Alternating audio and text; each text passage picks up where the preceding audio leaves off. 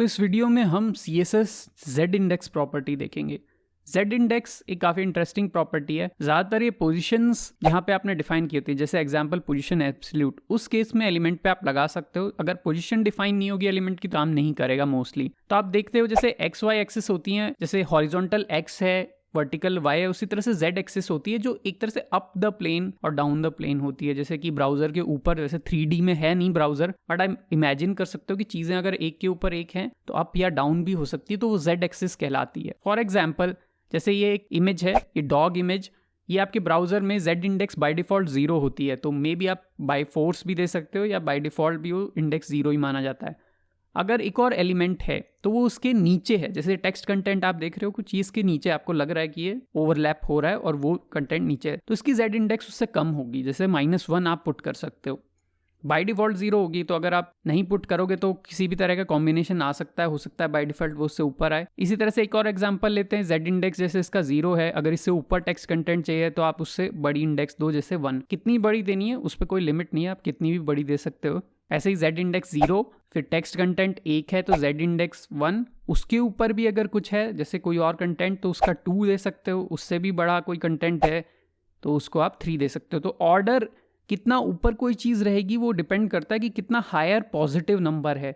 Negative number भी दे सकते हो पर वो ज़्यादातर नीचे को रिप्रेजेंट करता है।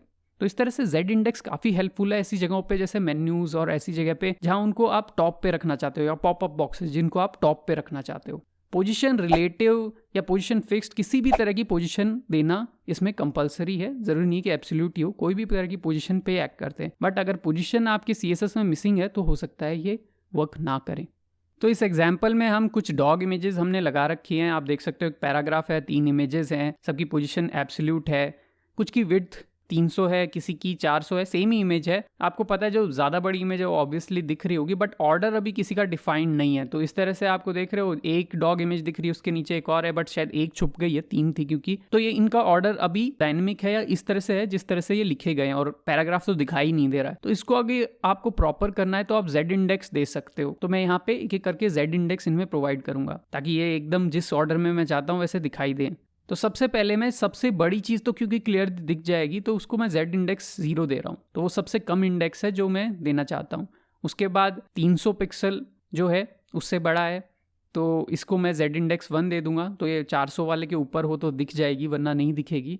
ऐसे ही Z इंडेक्स 2 दे दूंगा मैं उसके ऊपर इमेज, और टेक्स्ट क्योंकि जनरली सबसे छोटा होता है तो उस पर मैं Z इंडेक्स हाईएस्ट दूंगा, तो आप 3, 4 कुछ भी दे सकते। उसके बाद में रिफ्रेश करते हो आप ब्राउजर को तो आप देखोगे कैसे सैम्पल टेक्स्ट सबसे ऊपर दिख रहा है और फिर इमेजेस एक प्रॉपर ऑर्डर में दिख रही हैं। तो ये केवल एक एग्जांपल है, आप अपने कॉन्टेक्स्ट के हिसाब से कैसे भी Z इंडेक्स को रख सकते हो। थोड़ा सा चेंज करके भी देखते हैं तो क्लियर हो जाएगा कि कौन सी चीज़ मूव हो रही है।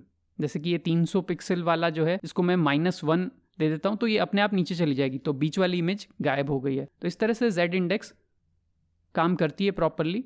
आप कोई भी नंबर दे सकते हो, Z इंडेक्स 10 से बहुत ही ऊपर हो जाएगी तो सबसे ऊपर आ जाएगी। अब आप देख रहे हो सबसे ऊपर है, तो इस तरह से आप नेगेटिव या पॉजिटिव कोई भी वैल्यू प्रोवाइड कर सकते हो। तो इस चैनल पे हम देखते हैं इंटरेस्टिंग कोड कॉन्सेप्ट्स और उनके एग्जाम्पल कोड्स। अगर आप और ऐसे वीडियो देखना चाहते हैं तो सब्सक्राइब कीजिए